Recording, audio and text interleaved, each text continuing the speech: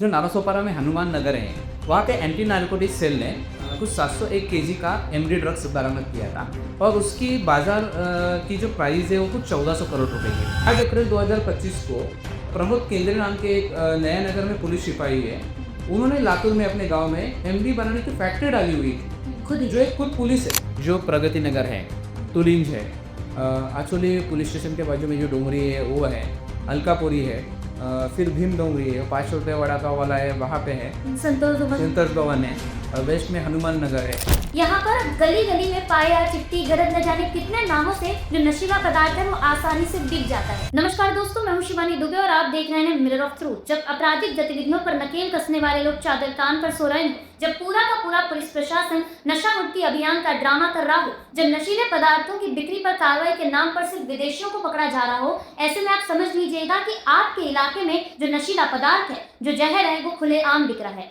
जैसा कि आप सभी को पता है कि नालासोपारा वसीय विरार में नशीले पदार्थों की बिक्री चरम सीमा पर है और यहाँ की लोकल पुलिस उस पर प्रतिबंध लगाने में नाकामयाब साबित हो रही है। इन सब के बीच सुशांत पवार जी जो है, जो समाज सेवक हैं, वो लगातार फेसबुक पर नशीले पदार्थों की बिक्री को लेकर आक्रामक हुए हैं। उनका साफ तौर पर ये कहना है कि यहाँ का जो पुलिस प्रशासन है वो नशीले पदार्थों की बिक्री पर नकेल कसने में असमर्थ साबित हुआ है। आखिर क्या पूरा मामला है, बातचीत करते हैं और जानते हैं। नमस्कार सर। नमस्कार। क्या कहेंगे, लगातार फेसबुक पर पोस्ट जारी है कि यहाँ पर नशीले पदार्थों की बिक्री हो रही है और यहाँ का जो लोकल पुलिस है यहाँ की, वो इस पर प्रतिबंध नहीं लगा पा रही है। देखिए, ये बात मैं सोशल मीडिया पे पिछले 15 दिन से लिख रहा हूँ। ऐसा नहीं है कि यहाँ पे 15 दिन से ड्रग्स बेचा जा रहा है।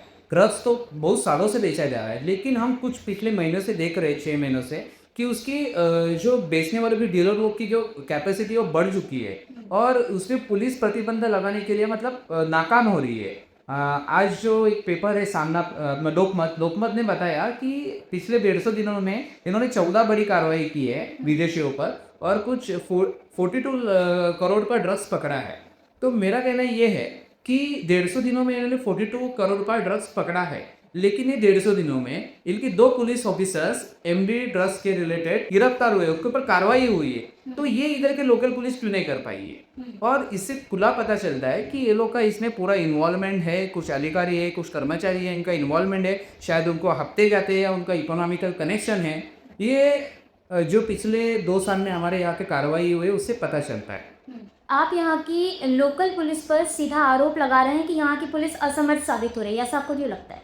देखिए, एक 2 साल पहले हमने देखा था 3 अगस्त 2022 को, जो नालासोपारा में हनुमान नगर है, वहाँ के एंटी नारकोटिक्स सेल ने कुछ 701 केजी का एमडी ड्रग्स बरामद किया था और उसकी बाजार की जो प्राइस है वो कुछ 1400 करोड़ रुपए की थी। ओके, उसके बाद हम लोग देखेंगे बनारस में 45 दिन रह के थाना क्राइम ब्रांच ने एक कार्रवाई की थी और वहाँ पे कुछ 27 करोड़ का ड्रग्स पकड़ा था। अच्छा, वो ड्रग्स की फैक्ट्री जो बनाई थी वहाँ पे, वो सारे के सारे आरोपी नालासोपारा के थे और वो पूरा ड्रग्स नालासोपारा में बेच रहे। तो देखिए, ड्रग्स को नालासोपारा में बेचा जा रहा है, ड्रग्स नालासोपारा में तैयार मतलब बाहर तैयार करके यहाँ ला रहा है और यहाँ के आरोपी है। तो और उनके ऊपर स्थानिक पुलिस कुछ कार्रवाई नहीं कर रही, बाहर से पुलिस आके कार्रवाई कर रही है। अच्छा, जो सेकंड केस जो मेरे थाना क्राइम का बताया, उसमें एक आरोपी है, उसके साथ इधर के लोकल पुलिस वाले बर्थडे का केक खिलाते हुए थैंक्स बॉस ऐसे कुछ स्टेटस उन्होंने डाले थे। वो फोटोग्राफ्स हमारे पास हैं, टाइम वाले क्या हम उनके सीनियर्स को फोटोग्राफ देने वाले और ये सारी एक्टिविटीज है। तो उस पर पुलिस के ऊपर शक पैदा होता है कि सब बाहर का पुलिस अभी यहाँ पे कार्रवाई करता है और यहाँ की पुलिस क्यों नहीं कर पा रही, रीज़न क्या है? उसके बाद हम लोग देखेंगे कि 8 अप्रैल 2025 को प्रमोद केंद्रे नाम के एक नया नगर में पुलिस सिपाही है, उन्होंने लातूर में अपने गांव में एमडी बनाने की फैक्ट्री डाली हुई थी, जो एक खुद पुलिस है। उन्होंने फैक्ट्री डाली थी और वहां से 17 करोड़ का ड्रग्स डीआरआई ने जब्त किया हुआ था और उनको अरेस्ट किया है। उसके बाद तुलिस पुलिस स्टेशन में एक सिपाही है, उनको 50,000 देते हुए एंटी करप्शन थाना ने पकड़ा हुआ था और उनका रीजन ये था, उन्होंने एक ड्रग डीलर को बोला था कि आप ड्रग्स बेचो और मुझे महीने का 50,000 था। हाँ, ये अभी कुछ महीना पहले की ये अभी कुछ महीने पहले की बात है, मेरे ख्याल से फरवरी की बात है ये। ठीक है, तो इधर के जो लोकल डीलर है, हम नाइजीरियन के ऊपर तो कार्रवाई होती हुई देख रहे हैं, लेकिन लोकल डीलर के ऊपर कार्रवाई नहीं हो रही है और उनका मोडस ऐसा है, कोई अपने लॉज में बैठता है, वहाँ पे आके मतलब सेल आउट करता है। मैंने पिछले अपने पत्रकार को बताया हुआ था कि नालासोपारा वेस्ट में विरार में जो म्हाडा कॉलोनी है, वहाँ पे 22 फ्लोर पे एक लेडी ड्रग्स बेचती है और उसका इनपुट मैंने ऑलरेडी कुछ ऑफिसर्स को दिया हुआ था, लेकिन उन्होंने कार्रवाई नहीं की। उसके ऊपर कुछ एक 15 दिन पहले कार्रवाई हुआ था और उसको अरेस्ट किया गया। तो पुलिस को अगर जानकारी भी मिल रही फिर भी कार्रवाई क्यों नहीं करती? क्या कारण हो सकता है इसके पीछे का? देखिए 2 ही कारण हो सकते हैं कि उनका कहना ऐसा है कि हमको कमर्शियल क्वांटिटी में ड्रग्स चाहिए। शायद इनको अपने ऑफिसर से मतलब पदक चाहिए या कुछ अपना नाम बढ़ाना है उसके लिए होगा, या कुछ फिर हफ्ता चालू रहेगा इकोनॉमिकल कनेक्शन है। लेकिन पब्लिक में ऐसी चर्चा है कि ये जो लोकल ड्रग्स माफिया है, मतलब जो लोकल के, वो नाइजीरियन को खुद पकड़ाते हैं और उनका जो ड्रग्स थे वो लेके खुद बेचते हैं। नाइजीरियन लोग जो ड्रग्स बेचते हैं वो कहीं ना कहीं यहाँ के जो लोकल ड्रग पेडलर्स हैं उनसे लेते हैं और फिर इलाकों में सप्लाई करते हैं। या ऐसा होता है कि अभी नाइजीरियन को पकड़ा रहा है, मतलब देखिए हम उनके ऊपर भरोसा नहीं कर सकते, हमारे पास इसकी पूरी जानकारी है, लेकिन लोगों में ऐसी चर्चा है। और पुलिस के जो मैंने 5-6 कारनामे बताए कि बाहर से अगर पुलिस आके यहाँ पे कार्रवाई कर रही है, यहाँ के अभी 2 ऑफिसर्स हैं जो उसमें इन्वॉल्व है, फिर कुछ ऑफिसर्स है वो ड्रग्स डीलर के साथ फोटो खिंचवा रहे हैं, उनसे गिफ्ट ले रहे हैं, उसके फोटोज है और वो भी सोशल मीडिया पे डाल रहे हैं। और इससे जो ड्रग्स माफिया उनकी पावर इतनी बढ़ती है कि जो कॉमन मैन है उनके खिलाफ बोलने से डरते हैं, क्योंकि ये लोग खुलेआम पुलिस वाले का फोटो डालते हैं बॉस कर दी, माय बॉस, थैंक्स बॉस। लोगों में डर तो लोगों में डर पैदा होता है कि यार इनके साथ तो पुलिस इन्वॉल्व है, हम इसके बारे में कैसे बोले। अच्छा, कोई अगर पुलिस वाले को कंप्लेंट करता है तो पुलिस वाला उसको पहले नाम बता देता है, इसने तेरे बारे में कंप्लेंट किया है।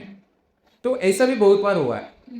तो इसमें 100% इधर की स्थानीय पुलिस इन्वॉल्व है। आप सीधा यहाँ की लोकल पुलिस को चैलेंज कर रहे हैं कि आप सबसे पहले अपने डिपार्टमेंट में देखिए कि कितने लोग इसमें इन्वॉल्व हैं। 100% अभी देखे ना, अगर ऐसा नहीं होता तो प्रमोद केंद्रे जी है जो पुलिस सिपाही, उनको ड्रग्स की फैक्ट्री बनाई, फिर एक को 50,000 के रिश्वत में पकड़ा गया, उन्होंने खुद बोला था कि एमडी बेचो। ऐसा मैं नहीं बोल रहा हूँ, इनके रिकॉर्ड से बोल रहे, इनके कारनामे बोल रहे, FIR बोल रहे।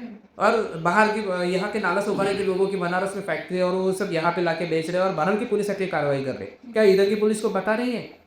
यहाँ के सूत्र अभी नहीं है, इनके पास इन्फॉर्मर नहीं है। इनके सूत्र इतने कमजोर है कि इन्हें नहीं बाहर सकता रहा है। और अगर मैंने खुद इंपोर्ट किया था कुछ ऑफिसर्स को, जो मैं बता रहा हूँ महारा कॉलोनी का, उसके ऊपर मेरी कार्रवाई हो रही है, तो उससे हम क्या समझेंगे? पुलिस उसमें इन्वॉल्व है कि? तो मेरा कहना ये है कि देखिए बड़े पैमाने पे जो आप ड्रग्स बरामद कर रहे हो वो अच्छी बात है, लेकिन जो छोटे क्वांटिटी में जो बेचा जा रहा है उससे युद्ध खराब हो रहा है। ये जो बड़े कॉन्टैक्ट में आप पकड़ रहे हो तो महाराष्ट्र, मतलब हमारी वसई विहार के बाहर जा रहा है। मैं पूरे महाराष्ट्र का नहीं बोलूँगा मैं, लेकिन वसई तालुका में रहता हूँ। मेरा कहना है कि वसई तालुका पूरा ड्रग्स मुक्त होना चाहिए। ये जो नशीली पदार्थ है यहाँ से बंद होना चाहिए, उसके लिए मेरी लड़ाई जारी रहेगी। और अगर इसमें हम लोग जनजागृति कर रहे हैं, बहुत सारे लोग आपसे जुड़ रहे हैं, अगर पुलिस प्रशासन इसमें असमर्थ होता है तो हम इनके खिलाफ आंदोलन करने के लिए तैयारी। अच्छा सर, कौन कौन से इलाके हैं नाला सुपारी और वसईदार में जहाँ ज़्यादा मात्रा में ये सब नशीले पदार्थ मिलते हैं? देखिए सबसे ज़्यादा यहाँ पे ये कुली पुलिस स्टेशन के अंदर आता है और वहाँ पे ज़्यादा कार्रवाई हुई है। जो प्रगति नगर है, तुलिंज है, आचोली पुलिस स्टेशन के बाजू में जो डोंगरी है वो है, अलकापुरी है, फिर भीम डोंगरी है, 5 रुपये वड़ा पाव वाला है वहाँ पे है, संतोष भवन है, वेस्ट में हनुमान नगर है।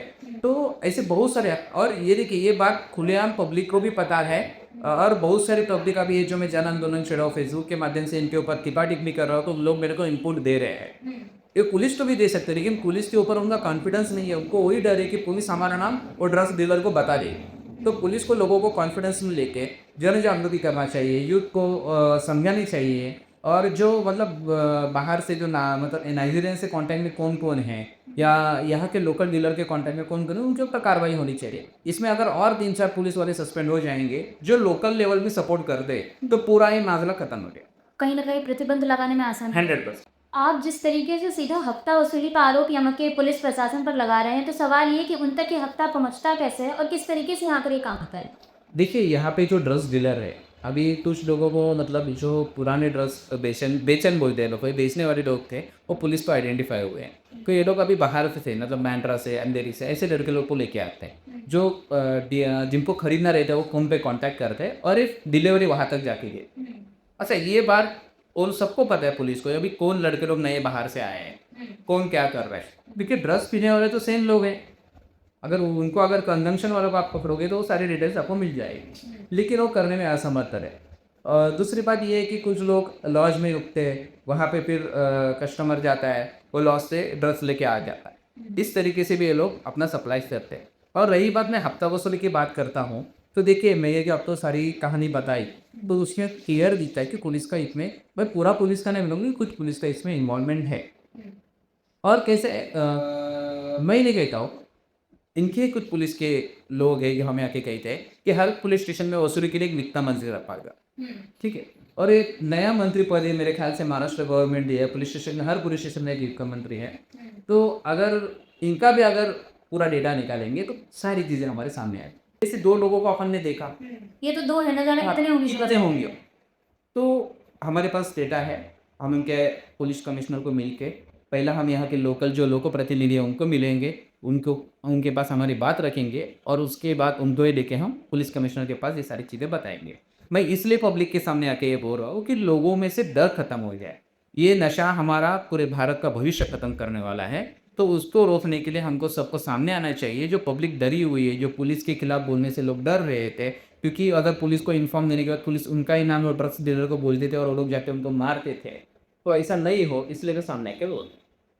तो जैसा कि आपने सुना कि किस तरीके से नाला सुपारा वसई विरार में जो नशीले पदार्थों की बिक्री है वो की जा रही है, किस तरीके से पुलिस प्रशासन जो है वो खुद हफ्ता वसूली करता नजर आ रहा है, ऐसा सीधा आरोप सुशांत पवार जी का है। देखना यही होगा कि इस पूरे मामले में जो मीरा भाईंदर वसई विरार आयुक्तालय की पुलिस है वो क्या कुछ कार्रवाई करती नजर आती है और कब तक नाला सुपारा वसई विरार नशीले पदार्थों से मुक्त होता नजर आता है। ऐसा देखा जाता है कि जब जब खबर लगती है तब तब नशीले पदार्थों की बिक्री पर प्रतिबंध लगाने में यहाँ की जो पुलिस है वो नाकामयाब साबित होती है। यहाँ पर गली गली में पाया, चिट्टी, गरज, न जाने कितने नामों से जो नशीला पदार्थ है वो आसानी से बिक जाता है। तो ऐसे में सबसे बड़ा सवाल यहाँ के पुलिस प्रशासन पर खड़ा होता है कि आखिर क्या कारण है कि वो नशीले पदार्थों की बिक्री पर प्रतिबंध लगाने में असमर्थ साबित हो रही है। अब देखना यह कि कब तक नाला सुपारा वसई विरार नशीले पदार्थों से मुक्त होता नजर आता है। दरअसल दोस्तों आज की इस वीडियो में इतना ही। मैं शिवानी फिर मिलूंगी आपसे अगली खबर में, तब तक देखते रहे मिरर ऑफ ट्रूथ, क्योंकि हम दिखाते हैं सच का आईना।